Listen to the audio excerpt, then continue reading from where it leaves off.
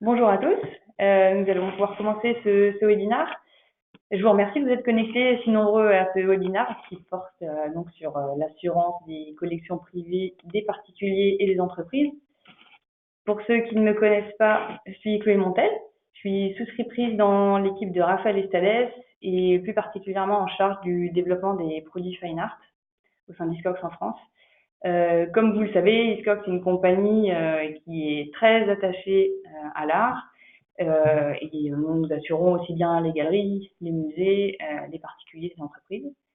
La formation du jour, elle porte essentiellement sur l'assurance des collections privées des entreprises et des particuliers, que nous assurons sur le produit dédié qui s'appelle Fine Art by Hiscox. Comme vous le savez, vous avez la possibilité de poser des questions dans la fenêtre droite de votre écran. J'essaierai d'y répondre au fil de l'eau entre chaque slide. Si je n'y réponds pas, c'est probablement que les réponses à ces questions vous seront apportées plus tard au cours de la présentation. En tout cas, n'hésitez pas à intervenir. Donc, à l'ordre du jour et après une brève introduction, nous allons rappeler les spécificités du produit et les garanties, présenter les nouveautés que nous avons apportées au produit pour en faire un des meilleurs produits du marché, peut-être même le produit le plus complet du marché. Ensuite, je vais essayer de vous donner des clés pour vous aider à répondre aux objections et aux freins à la souscription de produits Fine Art. Et enfin, je vous présenterai nos outils et la campagne de gratification qu'on met en place pour tous nos partenaires pour que vous puissiez souscrire et ayez envie de souscrire plus de Fine Art. Donc, vous êtes nombreux à nous faire confiance pour la souscription des habitations de votre clientèle de particuliers.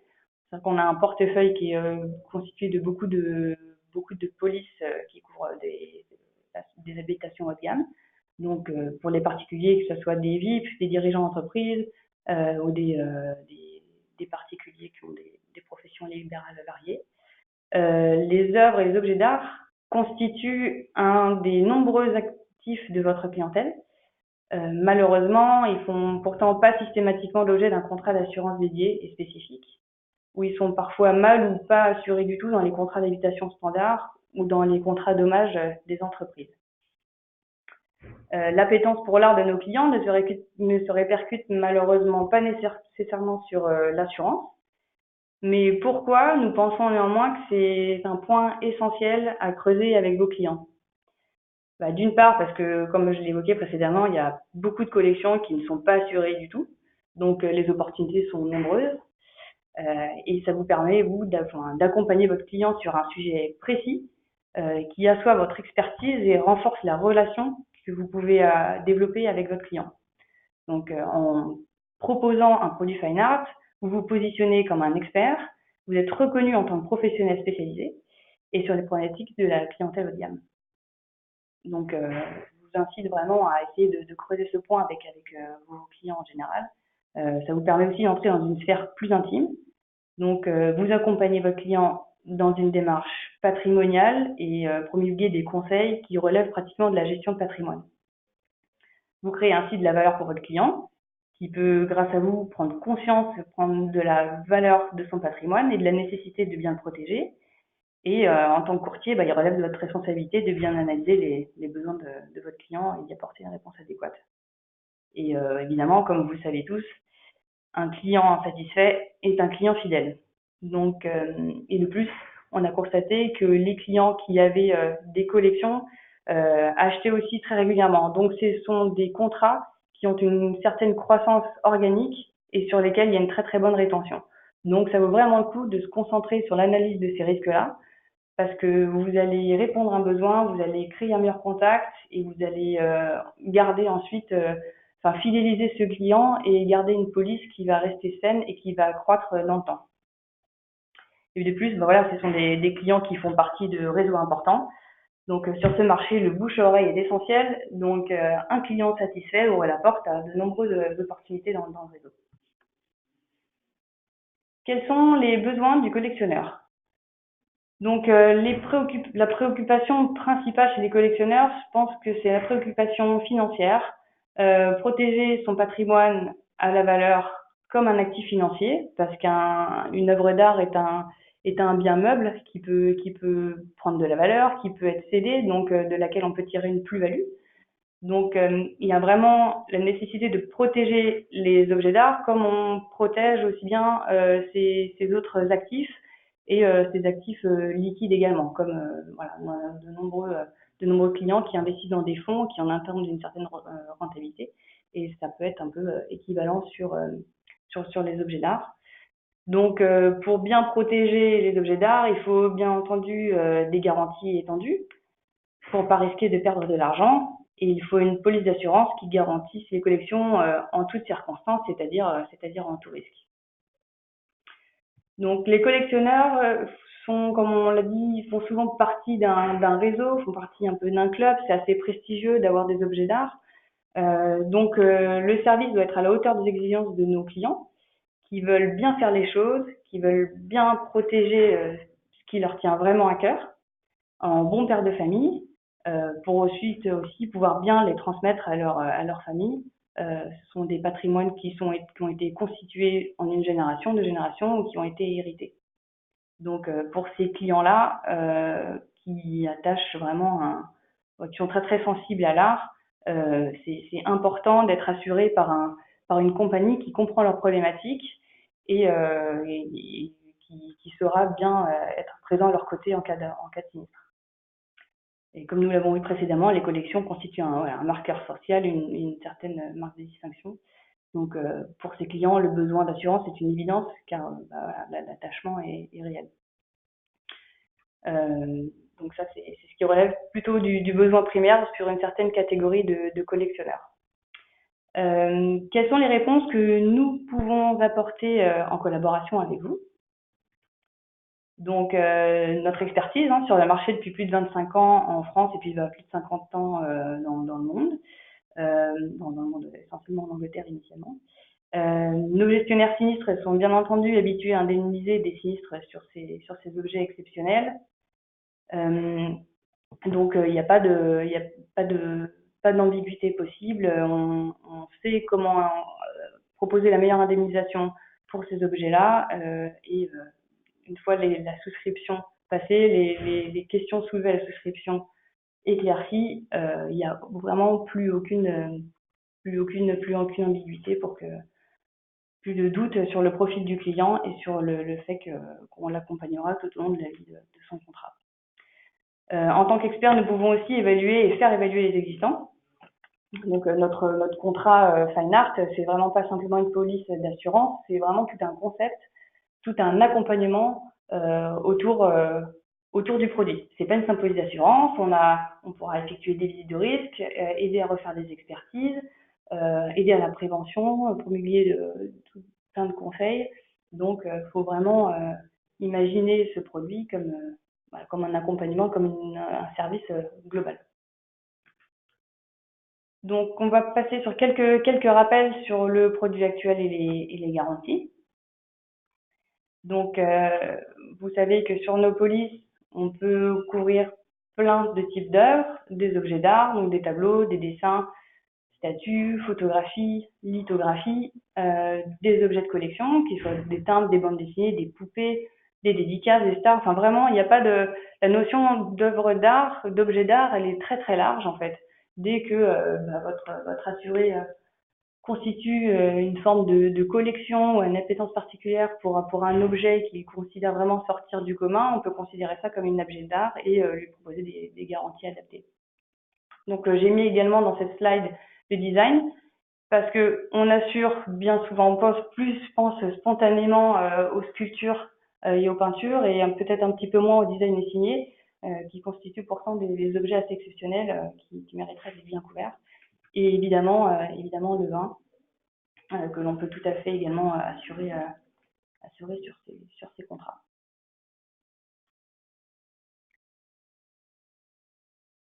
Alors, j'ai une question que je vais lire à haute voix. Alors, certains clients sont réticents à des protections supplémentaires qui peuvent dénaturer selon l'encadrement ou le lieu. Pouvons-nous passer outre sans résilier? Alors, évidemment, ça dépend. Enfin, nos exigences en termes de protection dépendent des montants assurés. Ça dépend également du profil client. Mais dans la mesure du possible, nous, on peut apporter un accompagnement lors des visites de risque pour, euh, pour apporter les meilleures des réponses. Évidemment, on n'essaiera pas d'imposer des ajustements qui viendront détruire les embellissements dans les appartements de nos clients. Mais en tout cas, on est là aussi pour apporter ce genre de conseils et la meilleure des réponses possibles. Alors, les principaux périls, donc en nombre et en coût, les dommages accidentels constituent le principal risque.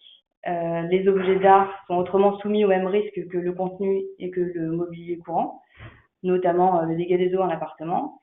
Vous voyez que le vol qui constitue l'une des principales préoccupations des clients, enfin c'est ce que l'on entend souvent en général, ouais, ne représente que finalement 10% des cas. Comme vous pouvez le constater, il y a peu d'incendies, mais des cas, mais en coût, ça représente quand même 14% de ce que nous indemnisons, parce que évidemment, il y a plus souvent de la perte totale en incendie des sinistres partiels. Donc tout de suite, ce sont des sinistres qui s'élèvent à des montants plus conséquents. Donc le dommage accidentel, il survient quand? Il survient évidemment lors de la manipulation d'une œuvre, qui est la plus fréquente des situations, lors de déménagement, d'accrochage. Donc le cadre peut être abîmé, le point d'une photo enfoncé, la toile percée, et évidemment, ça inclut la casse accidentelle, la casse des objets fragiles.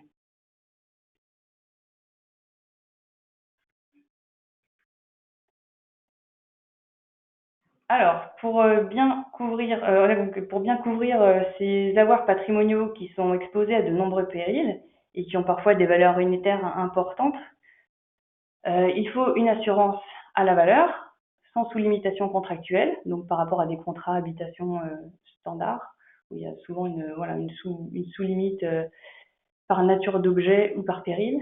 Il faut couvrir tous les périls, y compris la casse accidentelle, la casse des objets fragiles, qui est le principal péril sur ces objets, comme on l'a vu, au-delà des traditionnels périls dénommés comme le vol, l'incendie, le dégât des eaux et les événements naturels.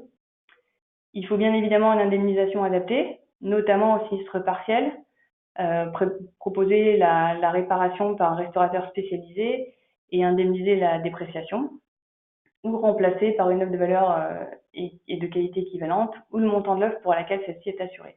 Donc la spécificité de nos contrats, c'est qu'on peut proposer, enfin c'est le client qui choisit quelle indemnisation il veut en cas de sinistre partiel. Il peut choisir la réparation, la restauration et la dépréciation.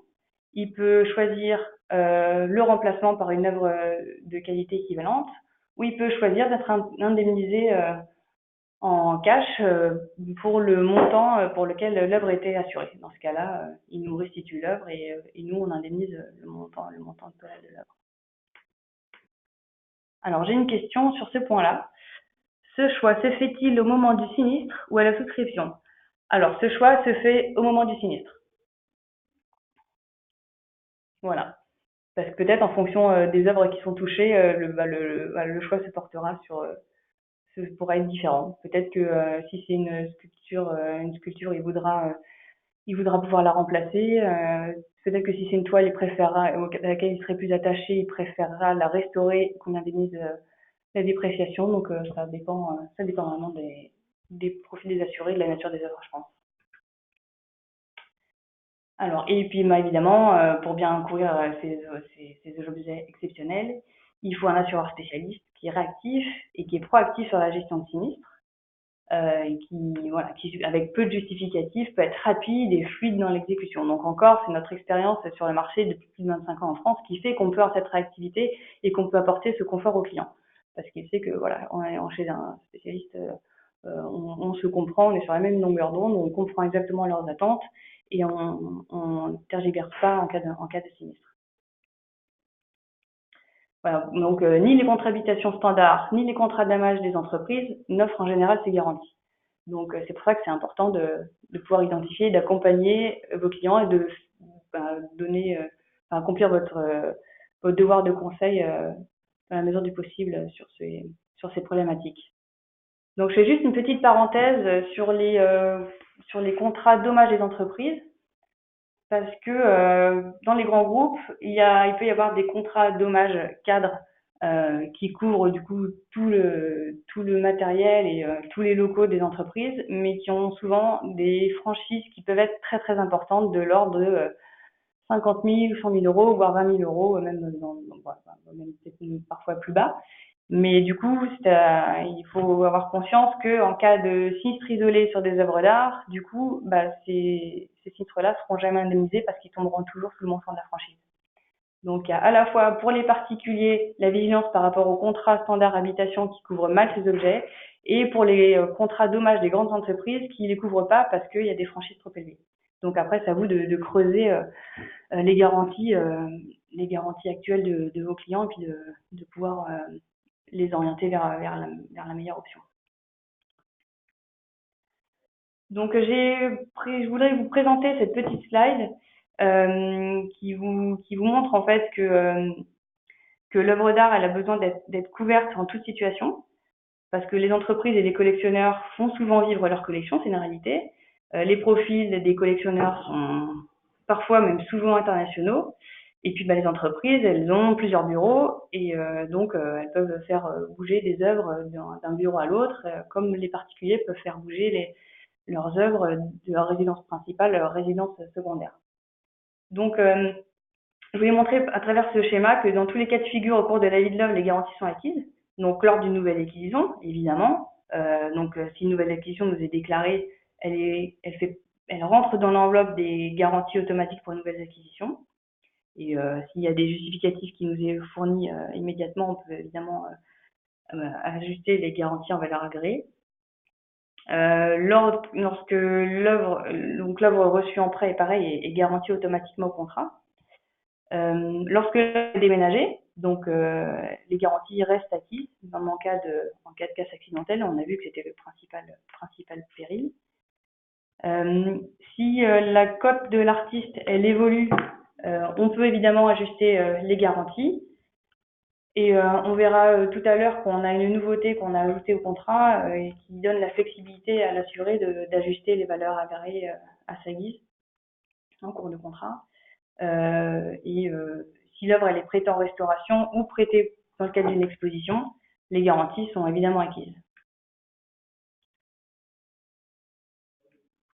Donc le produit Fine Art by Cox, c'est une vraie police tout risque qui offre des garanties adaptées aux besoins de nos collectionneurs. Elle garantit les œuvres en mouvement, donc en cours de transport, lors de prêt, lors de restauration. Le choix de l'indemnisation, donc on l'a déjà évoqué, est laissé au client. Donc c'est vraiment lui en fonction de ce qu'il veut qu'on indemnise. Évidemment, les garanties des frais et coûts supplémentaires sont couverts. Et sans une couverture adaptée, votre client il risque de ne pas pouvoir restaurer, reconstituer sa collection identique. Donc ça a un impact émotionnel et symbolique, parce que comme on l'a vu, voilà, c'est des biens très très spécifiques et très très sensibles. Et il risque de ne pas être indemnisé à la hauteur de l'investissement financier que sa collection représente. Donc ça a un véritable impact financier également. Donc les garanties des objets peuvent être acquises en valeur agréée ou en valeur déclarée.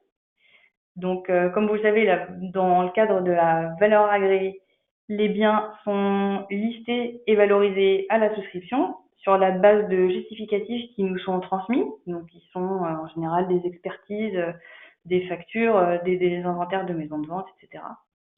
Donc elle est recommandée pour les collections de montants importants, quand les objets ont des valeurs unitaires importantes. Donc on considère que voilà, au-delà d'une valeur unitaire de 50 000 euros, il y a bien souvent quand même des factures, des expertises qui sont réalisées, donc c'est très bien de pouvoir assurer en valeur agréée. Pour nous, la valeur agréée, c'est idéal parce qu'on a une idée très très très très juste de ce qu'on assure. Donc, elle permet une gestion de sinistre facilitée. Il n'y a pas de discussion sur les biens ou les valeurs à couvrir en cas de sinistre. Donc, l'indemnisation, elle est extrêmement rapide.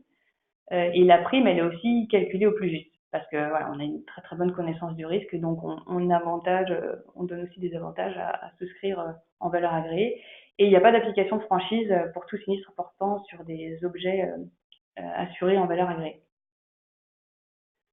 Donc, la valeur déclarée, comme vous savez, c'est un montant forfaitaire déclaré par l'assuré sans justificatif à la souscription. Elle est adaptée pour des valeurs moins importantes Elle est plus approximative, donc en cas de sinistre, c'est au client de prouver la valeur du bien. Et s'il y a litige ou doute, l'indemnisation se fait sur la base d'une valeur à dire d'expert. Donc potentiellement, l'indemnisation d'une œuvre assurée en valeur déclarée peut être plus longue qu'en valeur agréée. Et nous, on a moins de visibilité sur ce qu'on assure, donc les conditions tarifaires sont aussi moins avantageuses. Alors, entre la valeur agréée et la valeur déclarée, on peut proposer le déclaré listé, donc quand il n'y a pas de justificatif qui est fourni à la souscription, mais lorsque l'assuré connaît vraiment bien sa collection et a une idée relativement précise de la valeur des objets, à ce moment-là, on a quand même une liste au contrat, donc on est quand même nous en tant qu'assureur, dans une situation plus confortable qu'en valeur déclarée forfaitaire assez opaque, et on se rapproche plus de la valeur agréée, donc les conditions sont quand même sensiblement plus intéressantes aussi. Donc, comme je l'expliquais, notre contrat Fine Art, c'est pas une simple police d'assurance, c'est vraiment un concept qui intègre un service et un réseau essentiel dans l'accompagnement de nos clients. Donc, comme vous le savez vraisemblablement, nous offrons à l'agence Discogs une visite de risque au cours de laquelle est effectuée une analyse du risque et sont donnés des conseils de prévention et de conservation. Nous avons également la possibilité d'évaluer les œuvres et les objets d'art de vos clients, donc de valoriser des œuvres qui n'auraient jamais été valorisées parce qu'elles étaient héritées ou anciennes, ou parce qu'elles n'avaient pas été identifiées comme telles, comme du mobilier design, des livres anciens, des photographies, mais qui ont potentiellement une valeur importante, ou qui ont fait l'objet d'une expertise il y a plus de 5 ans. Donc effectivement, on recommande que des expertises soient refaites tous les 5 ans pour les œuvres parce qu'il y a des valeurs qui fluctuent beaucoup, notamment sur l'art contemporain. Donc ça aussi c'est un petit peu votre devoir de suivi auprès de vos clients, de connaître un peu la nature de leurs œuvres et de leur conseiller quand refaire des expertises. Mais ça on peut vous aider à identifier ces cas. Donc au cours de cette visite, on a la possibilité, et au cours de cette visite, au cours de laquelle on a aidé à valoriser des objets, on a ensuite la possibilité d'ajuster les capitaux avec une valeur agréée ou déclarée en fonction des souhaits du client. Et on peut, sinon, sans faire de visite de risque, actualiser une expertise qui sera ancienne. Donc si vous avez en portefeuille des clients qui ont des expertises qui sont anciennes et dont les valeurs auraient pu fluctuer, notamment si c'est de l'art contemporain, vous pouvez tout à fait nous adresser ces expertises et nous, avec grand plaisir, on peut voir la cohérence des valeurs et proposer une actualisation. Et évidemment, ensuite, on remet un rapport estimatif avec les valeurs qui ressemblent vraiment à un inventaire. Alors, j'ai une question que je vais vous lire. Et quand c'est en déclaré listé, il faut quand même facture au moment du sinistre. Évidemment, oui. Enfin, au moment du sinistre, de toute façon, il faut d'une manière ou d'une autre, on prouve la valeur des œuvres. Donc, je pense que un client qui a déjà une idée claire du montant pour lequel l'œuvre est assurée a certainement lui quelque part une expertise ou une facture.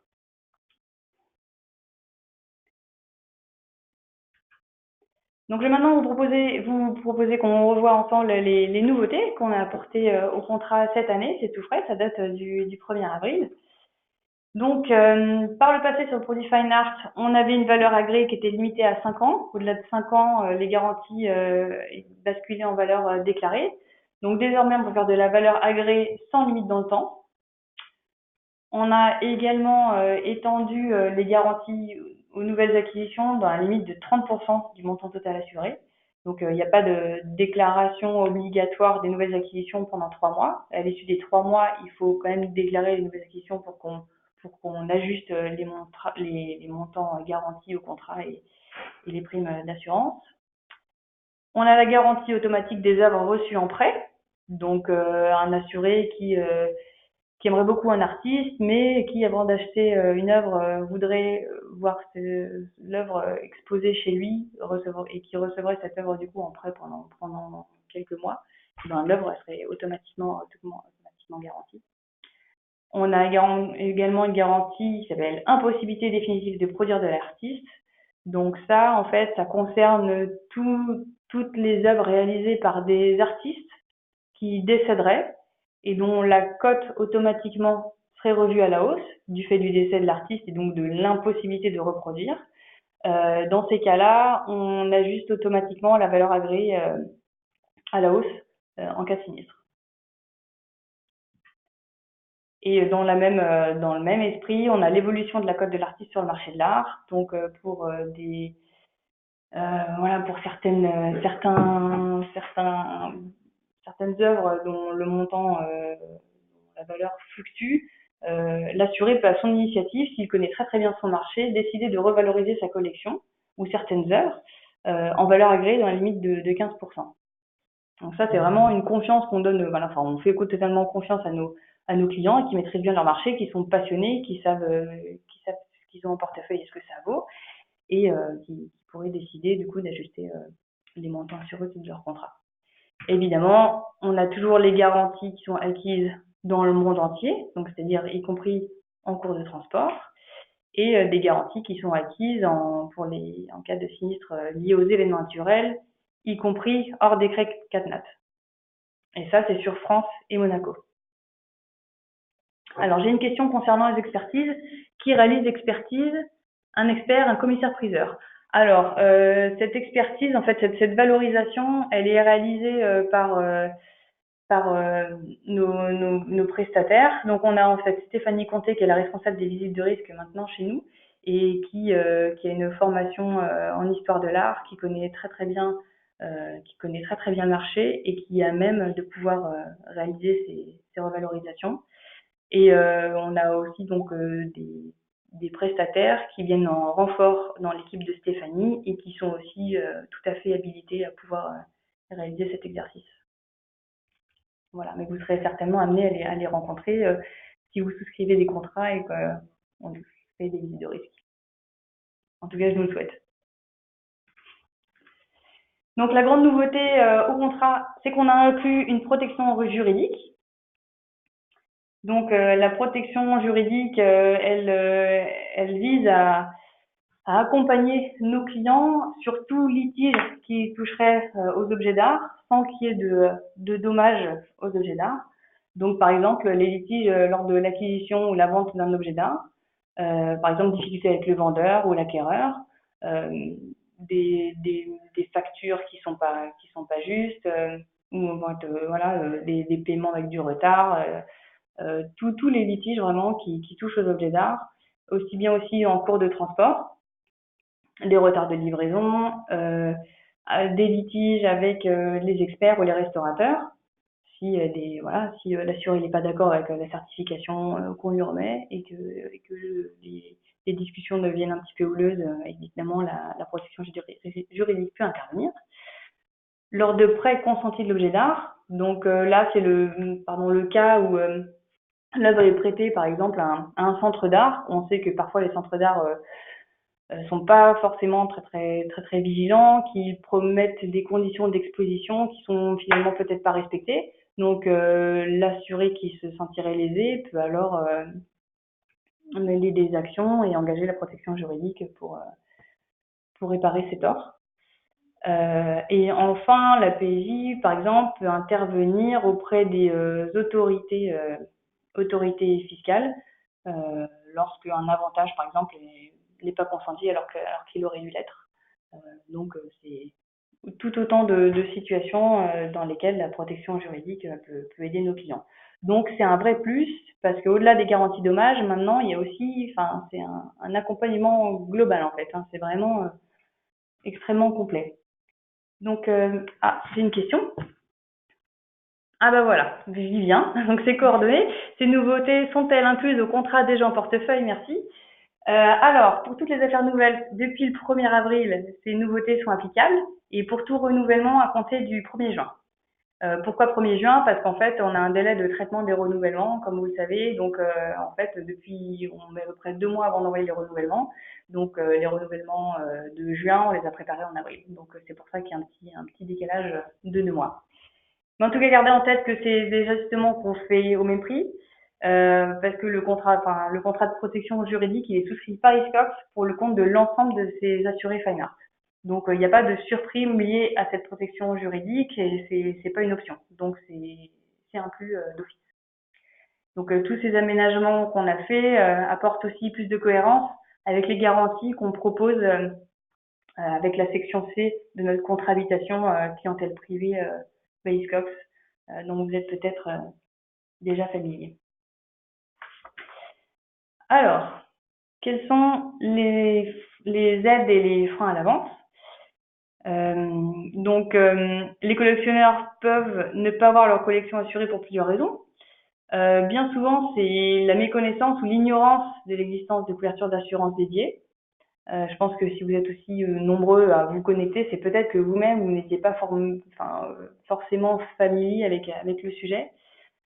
Les assurés, les collectionneurs et nos clients peuvent parfois croire qu'ils sont déjà couverts. Donc dans le cadre de leur habitation ou dans le contrat dommage dans le cas des entreprises. Mais c'est pas, voilà, comme on l'a vu précédemment, c'est rarement le cas parce que les garanties sont pas adaptées, parce qu'il y a des sous-limitations par objet ou parce qu'il y a des franchises élevées.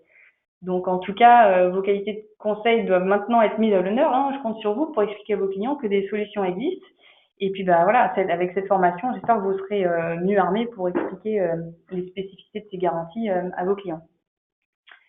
Il y a d'autres freins que nous entendrons souvent. Donc la certitude de ne pas être indemnisé en cas de sinistre. Donc de toute façon, je serai mal indemnisé. Donc ça, c'est aussi des idées préconçues, hein. Effectivement, hein, les contrats d'habitation standards ne couvrent pas correctement les objets d'art. On entend aussi souvent je ne veux pas m'assurer, il n'y a aucun risque. Bon bah ça, vous savez, vous savez très bien qu'il faut faire prendre conscience à vos clients qu'ils ont un patrimoine important à protéger, qui a une valeur sentimentale et financière, donc il ne faut pas l'oublier, et que les œuvres elles sont soumises au même risque que le contenu, hein, casse, dégâts des eaux, incendies, etc. On entend aussi parfois que la prime elle est trop élevée. Alors, évidemment, elle cherche par rapport à quoi et pour quelle garantie. Là, c'est vrai que c'est quelque chose qu'il faut tout à fait relativiser parce que l'assurance en elle-même, elle est vraiment pas onéreuse pour les objets d'art, mais c'est la valeur des œuvres qu'elle couvre en fait qui est onéreuse. Donc il faut vraiment faire prendre conscience que le risque il est là et que la prime, voilà, elle est toujours faible au regard des garanties larges qu'on peut apporter. C'est une spécificité française aussi, je pense, la peur du fisc. Donc ça, c'est un frein qu'on entend très très régulièrement des courtiers qui nous font du feedback. Donc là-dessus encore, il faut mettre les choses en perspective. Le risque fiscal, il est bien plus facile à maîtriser que le risque sinistre. En effet, un exemple simple, hein, c'est qu'un incendie, il aura un effet immédiat et il y aura à la fois la disparition de la collection et avec celle-ci, du coup, la disparition des soucis liés au fisc, hein, et à la succession. Donc après, c'est comprendre quel risque l'assuré veut prendre, mais c'est une approche assez cynique, mais en général, c'est un argument qui s'entend quand même assez bien.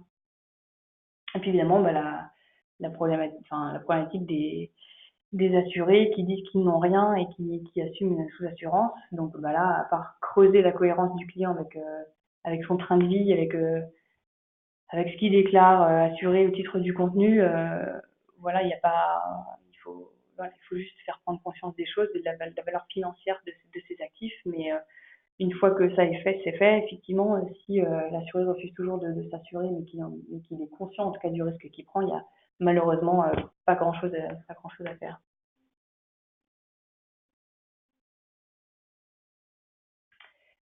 Alors, pourquoi risquer le patrimoine de vos clients?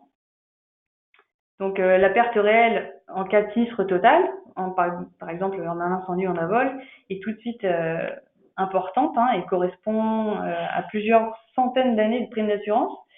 À titre d'exemple, ici, vous voyez qu'un sinistre à 1 million correspond approximativement à 500 ans de prime d'assurance annuelle.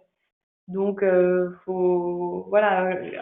sinistre peut survenir très rapidement et puis finalement, l'impact financier, il est tout de suite énorme relativement à une prime d'assurance qui reste relativement faible. Donc, l'assurance à la valeur avec un bon contrat de qualité, c'est un acte de gestion incontournable de tout bon père de famille. Et nous savons également que statistiquement, les patrimoines mobiliers importants sont plus exposés au risque vol et que l'espérance de perte est plus importante qu'à d'incendie, de dégâts des eaux. Et puis pour en revenir à la question du fisc, finalement, la préparation de la succession, c'est le meilleur moyen d'optimiser la transmission du patrimoine. Ensuite, votre rôle de courtier, c'est vraiment de conseiller sur la préservation des patrimoines, sur la notion de voilà, protection et prévention en cas de dommages. En aucun cas, nous sommes conseillers fiscalistes, donc il faut rester assez vigilant sur ces questions. Alors, comment peut-on vous aider dans vos démarches commerciales? Comme nous l'avons évoqué en début de séance, il y a beaucoup de collections qui ne sont pas assurées du tout. Toutes les entreprises peuvent abriter des collections de plus ou moins grande ampleur. En particulier, les entreprises dans le secteur de la banque, du conseil, du luxe ou de l'immobilier. Je prends par exemple, voilà, évidemment, les grandes marques de luxe comme LVMH, Hermès, Cartier ont évidemment des collections d'entreprises, mais également l'immobilier, Emerige par exemple, qui va avoir une fondation prochainement qui va être inaugurée sur l'île Seguin. Donc des entreprises qui sont sensibles à l'art et donc qui sont aussi parfois mécènes auprès de l'institution culturelle. Donc c'est aussi peut-être un moyen pour vous d'identifier ces opportunités, d'identifier des entreprises qui pourraient avoir des collections en feuilletant voilà, les cercles de mécènes des grands musées, des grandes institutions.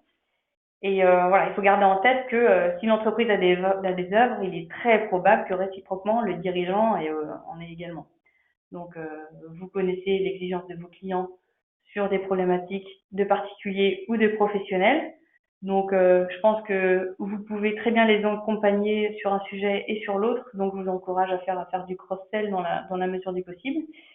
Et en ce qui concerne les collectionneurs privés, identifier les clients, c'est toujours un peu plus compliqué. Il faut compter sur le bouche à oreille pour que ça fonctionne. Donc, si vous satisfaisez un client, il y a une grande chance pour qu'ensuite vous ayez d'autres clients du même environnement qui vous sollicitent. Mais sinon, vous pouvez aussi feuilleter les catalogues des expositions et éventuellement identifier des prêteurs, des collectionneurs. Oula, pardon, excusez-moi, je vais un peu trop vite. Donc, la conscience du risque et le besoin de s'assurer correctement est variable d'un profil de client à l'autre. Un client ultra high net worth qui a un patrimoine considérable, donc là on compte en plusieurs centaines de millions d'euros, comme les Pinault ou les Arnault, ils ont une conscience exacte de leurs actifs, ils savent exactement ce qu'il y a dans leur collection et ils savent exactement ce que vaut cette collection. Donc pour eux en fait, l'assurance c'est une évidence. Il faudra pas les convaincre de s'assurer, souvent ils le sauront déjà. Par contre, il faudra vraiment axer le discours sur la qualité du service, le sur-mesure et le suivi en toutes circonstances. C'est une clientèle vraiment très exigeante. Un aristocrate, il a également une bonne conscience de ce que vaut son patrimoine, dont il a souvent hérité, et il a le souci de bien transmettre ce patrimoine à ses enfants. Donc, il est relativement sensible à l'assurance et l'accompagnement de ce type de client se fait plutôt sur la prévention, la conservation et sur l'expertise. C'est un client qui est rassuré de savoir que sa compagnie le comprend, qu'elle sait valoriser et reconnaître la valeur de ses biens. Donc, il y a une grosse forme de reconnaissance qui est nécessaire sur ce profil de client. Et enfin, les bourgeois et les personnalités, elles ont généralement vous voyez, hein, c'est un ordre de grandeur, hein, les montants qu'on a mis. Elles ont généralement des collections qui sont un peu moins conséquentes et sont souvent moins sensibles aux problématiques de l'assurance. Et par contre, ils sont généralement assez regardants sur les montants de primes.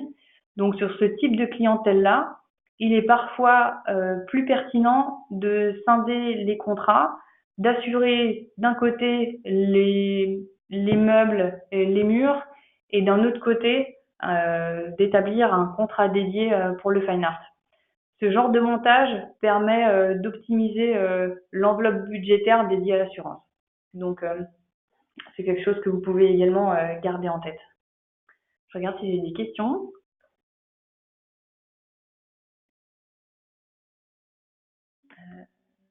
Bon, bah non, j'ai pas de questions, hein, c'est ça pour le moment. Donc, la souscription du contrat Fine Art, elle est simple. Elle se fait sur la base d'un questionnaire, d'une page que vous pouvez retrouver dans le centre de documentation en ligne sur MyScope, ou voilà, ou juste en nous adressant un email assez qui nous décrit les besoins de vos prospects.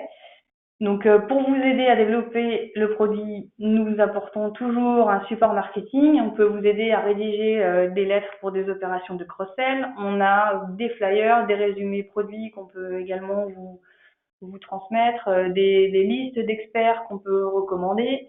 Euh, on offre pour encourager le développement de ce produit-là 25% de commission sur toutes les affaires nouvelles en fine art et 50 € de chèque cadeau pour la première affaire nouvelle de l'année, donc une limite des 100 premières affaires nouvelles qui sont souscrites depuis le 1er avril.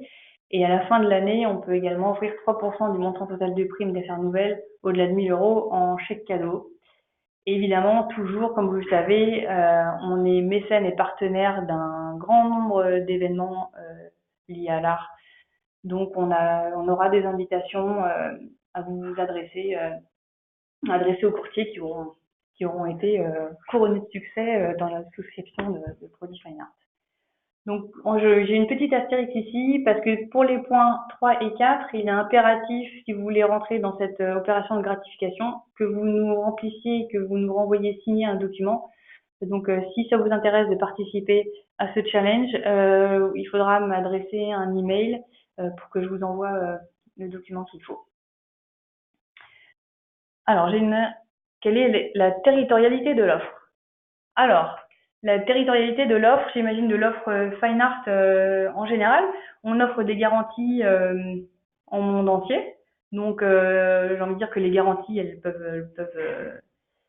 voilà, elles s'appliquent dans le monde entier. En revanche, comme on va le voir plus tard, sur le produit qui pourra être souscrit en ligne bientôt, et la territorialité sera limitée à France et Monaco. Donc j'y viens, merci pour cette question, ça me fait une belle transition vers cette slide-là. Donc je l'ai évoqué brièvement. Très très bientôt, vous aurez la possibilité de souscrire en ligne le produit Fine Art à votre main. Donc ça va vous donner plus de flexibilité. Donc ça sera à partir de juin pour des montants allant de 25 000 à 500 000 euros à partir de 250 € par an. Donc il y a une prime minimum qui est très inférieure à ce qu'on pratique actuellement. C'est que de la valeur déclarée avec une limite par objet à 50 000 euros. Donc c'est quelque chose, voilà, c'est pas un questionnaire en ligne, hein, c'est véritablement un outil de souscription. Vous pourrez établir vos projets et émettre des affaires en ligne à votre convenance. Donc pour y accéder, si vous n'avez pas encore vos accès à MyIscox, je vous invite vraiment à les demander à l'adresse suivante qui s'affiche là, extranet.courtier@iscox.fr. Comme ça, on vous créera un login et un password pour que vous ayez accès à MyIscox.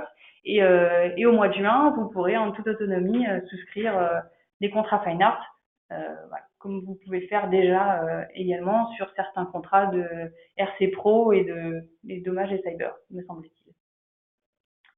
Voilà, écoutez, je crois qu'on est dans les temps. Ce séminaire touche bientôt à sa fin. Je vous remercie vivement pour votre attention. À la fin du webinaire, on va vous proposer de remplir un questionnaire de satisfaction. Donc, on apprécierait beaucoup votre feedback et vos impressions pour qu'on puisse toujours s'améliorer. Et si vous avez d'autres questions à l'issue de ce webinaire, n'hésitez pas à me les faire parvenir par email.